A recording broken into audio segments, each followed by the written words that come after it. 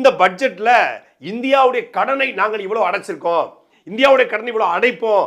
இது இந்தியாவுக்கு கடனா? யோ என்னையா பேசிட்டு இருக்க சாட்டை? சும்மா வந்து ஏதாவது பேசணும், பிஜேபி விமர்சனம் பண்ணணும், மோடி விமர்சனம் பண்ணணும் அப்படிங்கிறதுக்காக பண்ணக்கூடாது. மோடி ஆட்சிக்கு வந்த பிறகு இந்தியாவுடைய கடனை அடைச்சிட்டாரு. கடன் அடைச்சது மட்டும் இல்லாம பக்கத்து நாடு பாகிஸ்தான் இலங்கையோட கடனையும் அடைச்சு இலங்கைக்கு வட்டி இல்லாத கடனை கொடுத்து அந்த அளவுக்கு பண்ணிக்கிட்டு இருக்காரு. ஒவ்வொரு இந்தியரையும் வங்கி கணக்குலையும் 15 லட்சம் ரூபாய் போறதுக்கு பணத்தை ரெடி பண்ணிட்டு இருக்காரு மோடி. அவரை போய் நீ வந்து கடன் வாங்கி வச்சிருக்காருன்னு சொல்ற. அது மட்டும் இல்லாம ஒரு மாசத்துக்கு 1.25 லட்சம் கோடி ஜிஎஸ்டி வருது, 47 லட்சம் கோடி ரூபாய் வரி வந்திருக்கு. எப்படி கடன் சொல்றீங்க? ஒவ்வொரு தனி மனிதனுடைய வருமானமும் உயர்ந்துருச்சு அப்படின்னு சங்கிகள் சொல்லலாம், பாஜக சொல்லலாம். ஆனா உண்மை என்ன தெரியுமா?